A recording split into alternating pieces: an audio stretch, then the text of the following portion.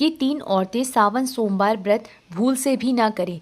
प्रिय दर्शकों, एक समय की बात है, देवी पार्वती कैलाश में भगवान शिव के पास आती हैं और उनसे पूछने लगती हैं, हे प्रभु, आप ही आदि और अंत हैं, आपके ही कारण काल प्राणी को ग्रहण करता है। किंतु आज मैं आपके पास ये जानने के उद्देश्य से आई हूँ कि शिवलिंग को जल चढ़ाने के नियम क्या है, कौन सी स्त्री शिवलिंग को जल चढ़ा सकती है और कौन सी स्त्री शिवलिंग को जल नहीं चढ़ा सकती। इस विषय में मुझे ज्ञान दीजिए तथा कौन सी स्त्री को सावन सोमवार व्रत का पालन नहीं करना चाहिए, कृपा करें और मेरे मन की आशंकाओं को दूर करें। मित्रों, तब मुस्कुराते हुए भगवान शिव कहते हैं, हे देवी पार्वती, आज आपने उत्तम प्रश्न किया है। शिवलिंग को जल देने के महत्वपूर्ण कुछ नियम होते हैं। उन नियमों का पालन करते हुए ही शिवलिंग को जल देना चाहिए। यदि कोई व्यक्ति इन नियमों का पालन नहीं करता है तो उसे महापाप लगता है। हे देवी, मैं उस स्थान से रुष्ट होकर चला जाता हूँ जहाँ पर इन नियमों का पालन न किया जाए।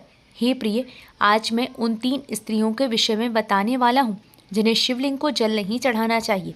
इन स्त्रियों को शिवलिंग को जल देने का कोई शुभ फल प्राप्त नहीं होता है, उल्टा इनके द्वारा शिवलिंग को जल चढ़ाने पर उन्हें महापाप ही लगता है। शिवलिंग ही मेरा साक्षात स्वरूप है, जिसकी नित्य पूजा करने वालों की मैं सदैव रक्षा करता हूँ।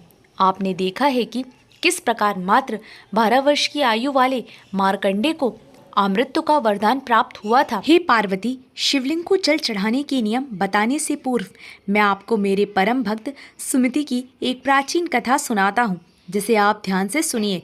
जो भी स्त्री इस प्राचीन कथा का श्रवण करती है उसे शिवलिंग को 100 वर्षों तक जल अर्पण करने का पुण्य प्राप्त होता है। इस कथा को जो भी पूरा ध्यान से सुनता है और इसका प्रचार करता है, उसके दुखों का नाश होता है और उसकी दरिद्रता दूर होती है और सदा के लिए वो इस संसार की मोह माया से विमुक्त हो जाता है। तब माता पार्वती कहती हैं, हे स्वामी, आपके मुख से इस कथा का श्रवण करना बड़े सौभाग्य की बात है। कृपया आप मुझसे वो कथा कहिए, मैं इसे ध्यान से पूरा अवश्य सुनूंगी। तब भगवान शिव देवी पार्वती को वो कथा सुनाने लगते हैं। मित्रों, ध्यान से पूरा अवश्य सुनिए, क्योंकि आधा अधूरा ज्ञान घातक हो सकता है। तो चलिए आपको सुनाते हैं वो कथा। साथ ही कमेंट में हर हर महादेव अवश्य लिखें। मित्रों, भगवान शिव कहते हैं, हे देवी पार्वती, पूर्व काल की बात है। अक्षयपुरी नगरी में सुखदेव नाम का एक ब्राह्मण निवास करता था। सुखदेव बहुत ही बुद्धिमान, रूपवान, गुणवान और सभी शास्त्रों में पारंगत था। उसने वेदों का भी अध्ययन किया था। उसी के नगर के पास अन्य एक नगर था। उस नगर में सुधर्म नाम का एक विद्वान ब्राह्मण था। उसकी एक पुत्री थी जिसका नाम सुमति था। वो भगवान शिव की बड़ी सेवा भाव से भक्ति करती थी। नित्य शिवलिंग को जल देना और उचित नियमों से पूजा आराधना करने के बाद ही उसके दिनचर्या की शुरुआत होती थी। सुमति ने मनचाहे वर को प्राप्त करने हेतु 16 सावन सोमवार के व्रत भी किए थे। उसके पति सुधर्म ने बड़े ही लाड़ प्यार से अपनी पुत्री का लालन पालन किया था। उसकी पुत्री अत्यंत रूपवान और गुणवान थी। जब सुमति विवाह के योग्य हुई तो सुधर्म को अपनी पुत्री की विवाह की चिंता सताने लगी। इसलिए उसने अपनी पत्नी से कहा, हे प्रिय, हमारी पुत्री अब जवान हो चुकी है, इसलिए अब इसका विवाह हमें कर देना चाहिए। तब उसकी पत्नी कहती है, हे स्वामी, मेरी दृष्टि में एक विद्वान ब्राह्मण है जो मेरे भाई के नगरी अक्षयपुरी में रहता है, जिनका नाम सुखदेव है। मैं तो कहती हूँ हमारी पुत्री का विवाह उन्हीं श्रेष्ठ ब्राह्मण के साथ कर दिया जाए। उनके साथ विवाह करके हमारी पुत्री सुखी जीवन व्यतीत करेगी। तब सुधर्म कहते हैं, हे प्रिय, तुम ठीक कहती हो। मैंने भी सुखदेव जी के विषय में बहुत सुना है। हम हमारी पुत्री का विवाह उन्हीं के साथ करेंगे। मैं कल ही उनके पास अपनी पुत्री के विवाह का प्रस्ताव लेकर जाता हूँ। फिर सुधर्म अपनी पुत्री के विवाह का प्रस्ताव लेकर सुखदेव के घर पर जाता है। तभी सुखदेव घर में अपने माता पिता की सेवा कर रहा होता है। जब सुधर्म सुखदेव को अपने माता पिता की सेवा करते देखता है तो उसे बड़ा आनंद होता है और प्रसन्नता पूर्वक उसे निहारते हुए सोचता है, अरे वाह, ये ब्राह्मण पुत्र तो कितना महान है। ये तो बड़ी प्रसन्नता से अपने माता पिता की सेवा कर रहा है। जब सुधर्म को सुखदेव द्वार पर खड़ा देखता है तो उनका स्वागत करता है और कहता है, हे विप्र, पधारिए, आपका स्वागत है। कहिए, मैं आपकी किस प्रकार से सहायता कर सकता हूँ। सुखदेव का अतिथि सत्कार देखकर सुधर्म बहुत प्रसन्न हो जाता है। वो देखता है कि सुखदेव का घर अत्यंत पवित्र और शुद्ध होता है। उसके घर में पूरे विधि विधान के साथ शिवलिंग को स्थापित किया हुआ है और वह उसकी नित्य पूजा करता है। इसी कारण से सुधर्म को विश्वास हो जाता है कि सुखदेव ही उसकी पुत्री के लिए सर्वोत्तम वर है। तभी सुधर्म सुखदेव से कहता है, हे विप्रवर, आज मैं आपके पास मेरी पुत्री के साथ आपके विवाह का प्रस्ताव लेकर आया हूँ। मेरी पुत्री के लिए आपके समान श्रेष्ठ वर कहीं और नहीं मिल सकता।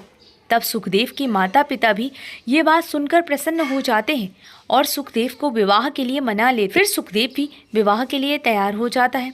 मित्रों, समय के अनुसार विवाह का मुहूर्त तय किया जाता है और एक पवित्र स्थान पर सुखदेव और सुमति का विवाह संपन्न किया जाता है। सुमति के सुंदर और मनमोहक रूप को देखकर सुखदेव भी बहुत प्रसन्न होता है। सुमति अत्यंत सुंदर, गुणवान और चरित्रवान स्त्री थी। विवाह के बाद जब सुमति सुखदेव के घर पर जाती है तो वो भी अपने पति और सास ससुर की बड़ी सेवा करती है। अपनी मधुर वाणी और कार्यों से वो सभी के मन को जीत लेती है। सुमति के ससुराल वाले भी उसके कार्य से बहुत संतुष्ट और सदा ही प्रसन्न रहते हैं। सुमति नित्य अपने पति से पहले जाकर घर का आंगन साफ करती थी, फिर घर के अंदर साफ सफाई करके स्नान किया करती थी। स्नान करके वो पूजा घर में जाकर पूजा किया करती थी और नित्य रूप से शिवलिंग को जल देती थी तथा बेलपत्र अर्पण करती थी। दिन भर अपने अन्य कामों को कर सभी परिवारजनों को प्रसन्न करती थी। फिर रात को वो पति के चरण दबाकर उसके सो जाने के बाद ही सो जाया करती थी। सुमति के अंदर एक पतिव्रता नारी के सभी लक्षण थे और वो अपने पति को ही परमेश्वर मानकर उनकी सेवा करती थी। सुमति ने कभी अपने पति के अलावा अन्य पुरुष के विषय में विचार नहीं किया। वह सत्य धर्म का पालन करने वाली और धर्म कार्य करने वाली पवित्र स्त्री थी। उसने कभी कोई अशुभ कार्य नहीं किया। सुमति के ऐसे सात्विक और सरल स्वभाव को देखकर माँ लक्ष्मी भी उस पर मेहरबान थी। माँ लक्ष्मी स्वयं चलकर उसके घर में आकर निवास करने लगी, जिससे सुमति के जीवन में सुख समृद्धि और भी अधिक बढ़ गई। मित्रों, भगवान शिव कहते हैं, हे देवी पार्वती, धन की देवी लक्ष्मी उन्हीं स्त्रियों पर अपनी कृपा दृष्टि बनाए रखती हैं जो पतिव्रता होती हैं और जो सत्य धर्म का पालन करती हैं। सुमति के अंदर वे सभी लक्षण थे जो एक श्रेष्ठ पतिव्रता नारी के अंदर होनी चाहिए। लेकिन आगे मैं तुम्हें बताऊंगा कि सुमति की एक भूल के कारण उसका पूरा परिवार दुखों के बादलों में डूब गया और उसके जीवन में केवल कलेश, अशांति और दुखी आने लगे। हे पार्वती, फिर एक दिन की बात है जिसके अगले सुबह सावन मास आरंभ होने वाला था और संजोग से उस दिन अमावस्या भी थी। तभी सुमति ने दोपहर के भोजन में कोशिम्बीर बनाई थी, जिसमें कि कई अधिक मात्रा में प्याज, गोभी और अन्य सब्जियों को दही के साथ मिलाकर बनाया था और स्वाद को बढ़ाने हेतु सेंधा नमक का भी उपयोग उसने किया था। तब सुमति और उसका वर संध्या पूर्व भोजन कर रात्रि में सो गए, किंतु सुमति ने जो कोशिम्बीर बनाई थी वो काफ़ी स्वादिष्ट बनाई और सभी के भोजन पश्चात उसमें से थोड़ी बच भी गई थी।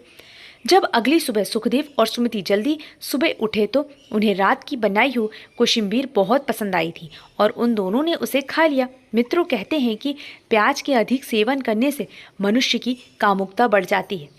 अब उन दोनों के साथ यही हुआ। सुमति का पति अत्यंत कामतुर होकर सुबह स्नान करने के पश्चात सुमति के पास आया और उसने सुमति के साथ संबंध स्थापित किया, जिससे सुमति का शरीर अपवित्र हो गया। लेकिन सुमति का मन भी काम के प्रभाव में ही था, इसलिए वो भी अपने नित्य नियम को भूल गई और उसने अपने पति के साथ संबंध बनाने के बाद बिना स्नान के ही शिवलिंग को स्पर्श किया और जल चढ़ा दिया, जिससे सुमति के शरीर में महामोह ने प्रवेश कर लिया, जिस कारण से सुमति के सारी इंद्रियां तिल मिला उठे।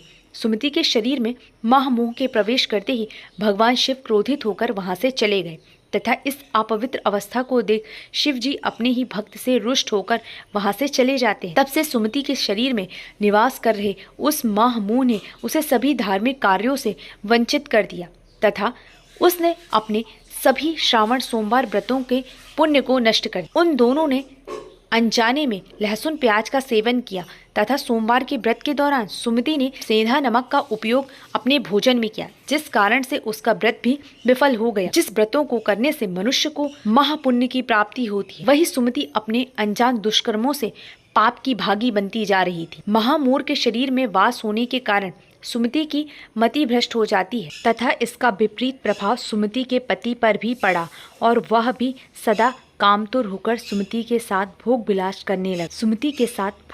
करने लगा। उसका मन सदैव ही काम वासना में लगा रहता था। फिर एक दिन सुमति के पति ने तो सभी सीमाओं का उल्लंघन किया और सुमति के मासिक धर्म के दौरान ही उसके साथ संबंध स्थापित किया, जिससे सुमति के शरीर में निवास कर रहा ब्रह्म हत्या का पाप उसके पति के शरीर में प्रवेश कर गया। हे देवी, जब स्त्री मासिक धर्म से होती है तो उसके शरीर में 3 दिनों तक ब्रह्म हत्या का पाप निवास करता है, क्योंकि ब्रह्मदेव ने इंद्र के शरीर से ब्रह्म हत्या का पाप निकालकर वृक्ष, जल, अग्नि और अप्सराओं को ग्रहण करने के लिए कहा था।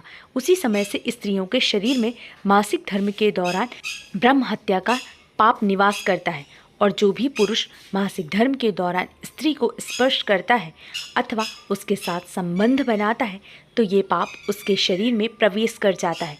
वहीं ब्रह्म हत्या का पाप सुमति के पति के शरीर के अंदर प्रवेश कर गया और वह जमीन पर गिर पड़ा। उसे तुरंत ही कुष्ठ रोग हो गया। उसका अंग अंग जलने लगा, उसके शरीर पर छाले पड़ गए, उसके पूरे शरीर से रक्त और पू की बदबू आने लगी और वो दर्द से चीखने चिल्लाने लगा। हाय, ये मुझसे क्या अपराध हो गया, मेरे द्वारा ये कैसा भयंकर पाप हो गया। मैंने सब कुछ जानते हुए भी महापाप किया है। हे भोलेनाथ, अब मेरी रक्षा कौन करेगा। तभी सुमति की सास तुरंत उस स्थान पर आ गई तो उसने देखा कि उसका पुत्र कुष्ठ रोग से ग्रसित होकर जमीन पर पड़ा है। वो क्रोध में आकर सुमति से कहने लगी, अरे कुलाठा, अरे पापिनी, तूने ये क्या कर डाला। अपने ही पति का धर्म भ्रष्ट कर डाला। तूने उसके साथ मासिक पीड़ा में क्यों संबंध बनाया। अपने पति की ऐसी हालत देखकर सुमति बहुत घबरा गई और जोर जोर से रोने लगी और कहा, हे सासू माँ, मुझे क्षमा करो, मुझसे बहुत बड़ा अपराध हो गया। काम के बासीभूत होकर मेरे द्वारा यह अपराध हो गया। तब सुमति की सास ने कहा, हे पापिनी, तू इस घर से अभी चली जा। तुझ जैसी कुलाठा स्त्री को इस घर में नहीं रहना चाहिए। तूने मेरे बेटे के जीवन को नर्क बना दिया और पता नहीं आगे और क्या करेगी। सुमति कहती है, हे सासू माँ, मैं कहाँ जाऊँ, मेरे पति के अलावा मेरा कोई नहीं है, मैं उन्हें छोड़कर जीवित नहीं रह सकती। तू कहीं भी जाकर मर जा, लेकिन अब तो इस घर में निवास नहीं कर सकती। इतना कहकर सुमति की सास ने उसे धक्का मारकर घर से निकाल दिया। फिर सुमति दुखी होकर घर से निकल गई। उसे अपनी भूल पर बड़ा पश्चाताप होने लगा। उसे कुछ भी समझ में नहीं आ रहा था कि वो क्या करे। तब सुमति चलते चलते एक वन में जाती है। उसी वन में एक शिव मठ होता है। तब वो उस मठ पर सहायता मांगने के लिए जाती है तो वहाँ पर कोई नहीं होता है। सुमति उसी मठ पर जाकर बैठ जाती है और अपने दोष के विषय में सोचते हुए दुखी होने लगती है। फिर कुछ समय के बाद एक साधु उस आश्रम पर आते हैं जो कि मठ के पुजारी होते हैं। जब वे साधु एक स्त्री को अपने मठ पर दुखी बैठा हुआ देखते हैं तो आश्चर्यचकित हो जाते हैं और पास जाकर उस स्त्री से पूछने लगते हैं, हे कल्याणी, तुम कौन हो और किस कारण से इस स्थान पर अकेली बैठी हो। तुम्हारे दुख का क्या कारण है। कोई गुप्त बात ना हो तो अवश्य बताओ, शायद मैं तुम्हारी कोई मदद कर सकूं।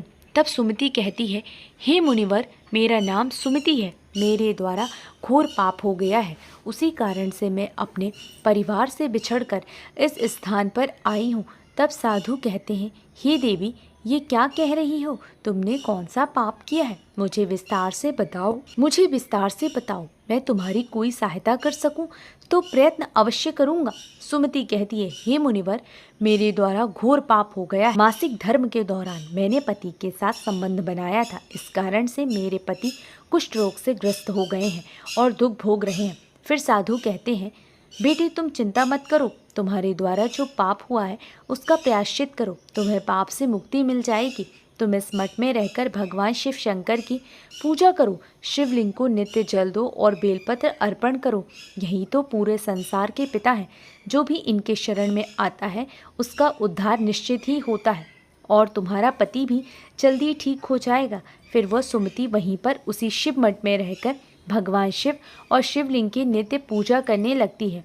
रोज स्नान करके वो ब्रह्मचर्य का पालन करते हुए शिवलिंग को जल चढ़ाती है और शिवलिंग पर बेलपत्र अर्पण करती है तथा भगवान शिव को मिष्ठान भोग लगाती है तथा उस मठ में मौजूद सभी गायों को चारा डालती है, उनकी सेवा करती है। दिन भर वहीं मठ के मंदिर में भगवान शिव की मूर्ति के आगे बैठकर भगवान शिव जी की भक्ति करने लगती है। उनकी स्तुति करती है और फिर से अपने पति के मंगल होने के लिए सोमवार का व्रत भी करती है। इस प्रकार से 1 वर्ष बीत जाता है, किंतु वहीं दूसरी ओर भगवान शिव भी उसकी परीक्षा ले रहे होते हैं। अब अगला सावन मास प्रारंभ होता है।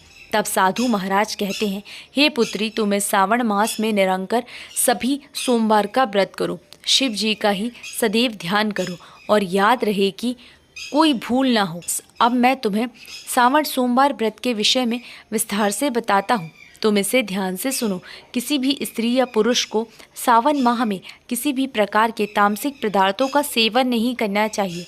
परहेज की हुई किसी भी वस्तु का सेवन नहीं करना चाहिए। हे पुत्री, शिवलिंग पर भूल से भी केतकी पुष्प और तुलसी पत्र को अर्पण नहीं करना चाहिए और न ही शिव जी की पूजा में शंख का उपयोग करना चाहिए। शिवलिंग पर कभी भी हल्दी, कुमकुम और सिंदूर अर्पण नहीं करना चाहिए। अब तुम सच्चे मन से भोलेनाथ की पूजा आराधना करो, वे अवश्य ही तुम्हारी सभी इच्छाओं को पूर्ण करेंगे। अब सुमति इसी प्रकार से सोमवार के व्रतों का पालन करती है, किंतु उसे कोई भी साक्षात्कार या अनुभव नहीं आ रहा था, जिससे हताश होकर वो एक दिन मन में आत्महत्या करने का विचार करती है, क्योंकि उसके जीवन में किसी भी प्रकार का सुधार उसे नजर नहीं आ रहा। तब वो शिव मठ के पास वाली नदी के किनारे जाती है और भगवान शिव का स्मरण करते हुए जल समाधि ले लेती है, किंतु उसी समय एक चमत्कार हो जाता है। जिस प्रकार से सुमति जल में प्रवेश करती है, ठीक उसी प्रकार से वह वापस जल से बाहर आती है। जब वो अपनी आंखें खोलती है तो उसके सामने स्वयं भगवान शिव प्रकट हो जाते हैं। मित्रों, भगवान शिव सुमति के दृढ़ निष्ठा और भक्ति से अत्यंत प्रसन्न हो जाते हैं और सुमति को साक्षात दर्शन देते हैं। भगवान शिव को साक्षात अपने सामने खड़ा देखकर सुमति उन्हें बारंबार प्रणाम करने लगती है, उनकी स्तुति करने लगती है। तब भगवान शिव सुमति से कहते हैं, हे पुत्री, तुमने बड़ी ही श्रद्धा से और भक्ति भाव से मेरी आराधना की है, इसलिए अब मैं तुम पर प्रसन्न हूँ। कहो, तुम्हारी क्या कामना है?